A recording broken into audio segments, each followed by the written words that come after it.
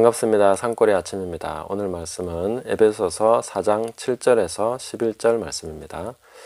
우리 각 사람에게 그리스도의 선물의 분량대로 은혜를 주셨나니 그러므로 이르기를 그가 위로 올라가실 때에 사로잡혔던 자들을 사로잡으시고 사람들에게 선물을 주셨다 하였도다. 올라가셨다 하였은즉 땅 아래 낮은 곳으로 내리셨던 것이 아니면 무엇이냐. 내리셨던 그가 곧 모든 하늘 위에 오르신 자니 이는 만물을 충만하게 하려 하심이라. 그가 어떤 사람은 사도로, 어떤 사람은 선지자로, 어떤 사람은 복음 전하는 자로, 어떤 사람은 목사와 교사로 삼으셨으니. 아멘. 우리가 이런 이야기를 종종 들었을 것입니다. 사람은 방법을 구하지만 하나님은 사람을 찾으신다. 그래서 하나님은 사람을 통해서 일하시고 사람을 통해서 교회를 바꾸어 가신다 하는 것을 알 수 있습니다. 이 교회 개혁에 대해서 많은 이야기를 하지만 교회 개혁에 있어서 가장 중요한 것은 사람이죠. 사람을 바르게 세우고 사람이 적절한 위치에서 적절한 역할을 하도록 하는 것이 교회 개혁에 있어서 핵심적인 부분이다. 이렇게 말씀드릴 수 있습니다. 그렇다면은 이 본문은 굉장히 중요하게 우리가 봐야 될 부분이다. 앞으로 교회가 어떻게 개혁되어야 되는가 하는 것을 이 본문을 가지고 우리가 논의해야 되고 이 본문을 가지고 방향을 잡아야 된다. 이렇게 볼 수가 있겠습니다. 왜냐하면 예수님께서 승천하시고 승천하신 이후에 교회를 위해서 세우신 5가지 직임이기 때문에 이 직임이 제대로 이해되고 제자리를 찾고 또 여기에 적절하게 역할을 할 수 있도록 전체 교회가 이해를 하고 또 그렇게 함께 포용을 해 나간다면은 이것이야말로 교회개혁의 가장 핵심적인 그런 일이 될 것이다 라고 볼 수 있습니다.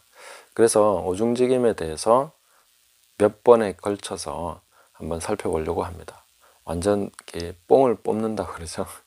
오중직임에 대해서 좀 이렇게 한번 살펴볼 수 있는 모든 것을 한번 살펴보겠다 이런 생각을 가지고 있습니다. 그래서 오늘은 오중직임이 그리스도의 선물이다. 주님께서 주신 선물이다 하는 것을 살펴보려고 합니다. 먼저는 우리가 이것을 이해하기 위해서 고린도전서 12장 말씀을 한번 볼 필요가 있습니다. 4절부터 보시면 은사는 여러 가지나 성령은 같고 직분은 여러 가지나 주는 같으며 또 사역은 여러 가지나 모든 것을 모든 사람 가운데서 이루시는 하나님은 같으니.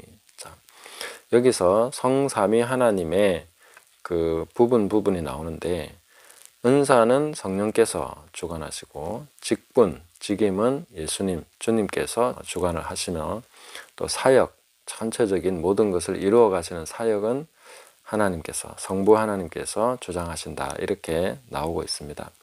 그래서 성삼위 하나님께서 이 모든 것을 다 주관해 가시는데 특별히 성령은 은사, 그리고 예수님은, 성자 예수님은 직임에 대해서, 그 다음에 모든 사역은 바로 성부 하나님이 하신다. 이렇게 정리를 해주고 있습니다. 그래서 이 성삼위 하나님의 모든 것이 교회 안에서 풍성하게 제대로 가르쳐지고 제대로 모든 것이 포지션을 잡고 또 성도들이 그것을 잘 이해하고 받아들이고 이렇게 될 때에 교회가 아주 풍성해진다. 만물을 충만하게 하시는 그 하나님의 충만하심이 교회 안에 충만하게 될 것이다 하는 것을 알 수가 있습니다. 그래서 은사, 직임, 사역 이 부분에서 우리가 바르게 이해해야 되는데 에베소서 이 본문에서는 이제 직임에 대해서 말해주고 있다 하는 것입니다. 오중직임은 승천 이후에 세워집니다. 그래서 이 본문만 가지고도 승천하신 이후에 예수님이 세우시는 거기 때문에 그 이후에 이제 사도 바울이 세워지고 바나바가 세워지고 유다와 실라도 세워지고 이렇게 이제 사도로 계속 세워지는 거 보지 않습니까? 승천하신 이후에 예수님께서 계속해서 직임을 불러일으키시고 사람들을 교회의 포지션을 지켜나가신다는 것을 볼 수 있습니다.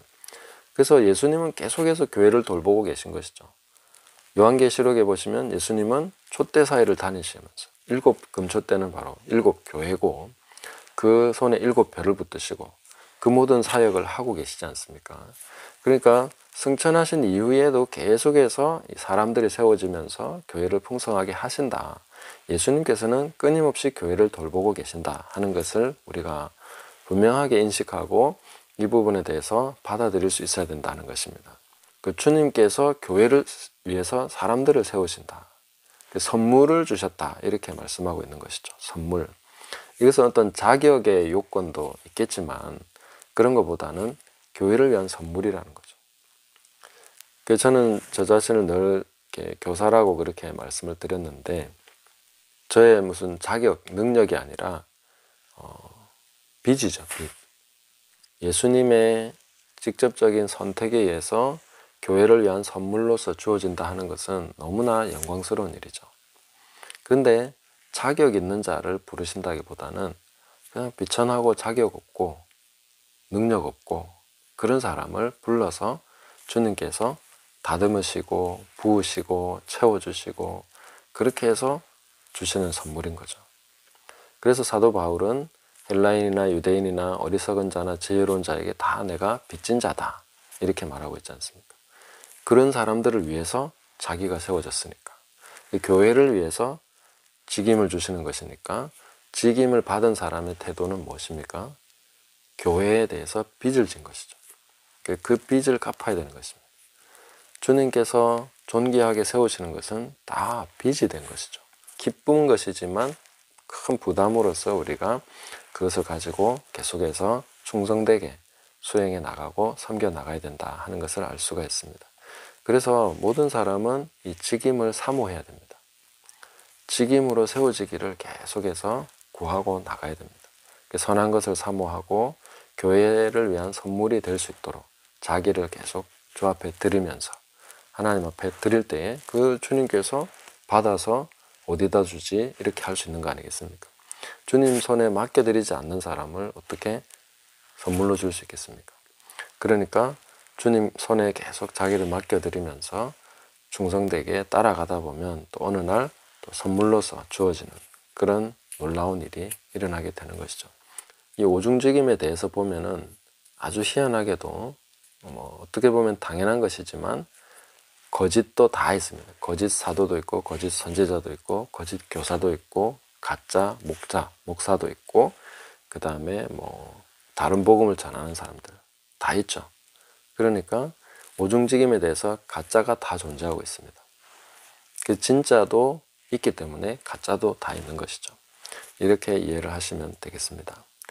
그리고 교회는 오중직임이 전부가 아닙니다. 그래서 오중직임만 회복되면 모든 게 다 된다라고 생각하시면 안 되죠. 성경에 계속 우리가 읽어 나가면서 보시면은 장로도 나오고 감독도 나오고 집사도 나옵니다. 근데 이런 것은 사람의 어떤 필요, 그때그때 교회의 필요를 따라서 세워지는 하나의 그 사람의 정치 제도에서 나오는 직분이다. 이렇게 볼 수가 있습니다. 그 모세가 10부장, 50부장, 100부장, 1000부장 이렇게 세워서 일을 담당시키듯이 그런 식으로 세워가는 것이죠. 그래서 성령께서 기름 부어 세우시는 직분이 있고 또 사람의 필요를 따라서 집사를 세우는 것입니다.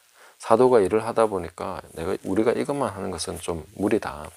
그래서 7 집사를 세우지 않습니까? 안수하고 세우니까 7 집사가 집사의 일만 하는 게 아니고 막 받아가지고 능력 받아가지고 막 전도하고 막 난리가 난 거죠. 그 사람이 세우는 것이 있고 또 성령께서 주시는 은사가 있고 주님께서 세우는 직분이 있고 이런 것이 다 있기 때문에 우리가 이런 것을 좀 더 약간씩 구분해서 성경적으로 개념을 가지고 전체적인 것을 이렇게 이해해 나가다 보면 질서가 잡히는 것을 볼 수 있습니다. 교회의 질서가 바로 이렇게 되는구나. 그 인간적인 제도나 이런 것이 깡그리 무시되어야 될 것이 아니라 그때그때 필요를 따라서 담는 그릇이 되는 거기 때문에 시대를 따라서 아니면 교회 형편에 따라서 집사나 어떤 제도나 이런 것들을 만들어서 운영할 수 있다는 것이죠. 그런 것이 필요한 것입니다. 전체적으로 볼 때 교회는 주님 성삼위 하나님이 세우시는 이런 풍성한 충만한 것이 있고 그것을 또 외피로서 감싸주고 또 담을 수 있는 그런 그릇, 세 부대라고 볼 수 있겠죠. 그런 것도 필요하다는 것이죠. 그래서 교회 개혁의 방향은 인간에 세운 제도도 개혁돼야 되겠죠. 그렇지만 오중직임과 성삼위 하나님께서 주관하시는 이 세 가지 분명한 이 영역에서 회복이 되고 바르게 가르쳐지고 이해가 되고 교회가 그것을 수용해서 교회 안에서 그것이 풍성하게 되도록 해 나가야 됩니다. 그러면서 이제 제도의 개혁이 따라줘야 되는 것이죠. 그것을 뒷받침할 수 있는 제도가 돼야 되는 것입니다. 그러면 굉장히 많은 일들이 일어나게 되겠죠. 바뀌어 나가게 될 것입니다. 늘 마지막 때에 대해서 교회가 완성돼야 된다 이렇게 계속 말씀드렸는데, 교회가 완성되는 것은 성삼위 하나님의 충만하심이 교회 안에서 충만하게 풀어지고 그것이 다 수용이 되고 그것이 나타나야 되는 것이죠.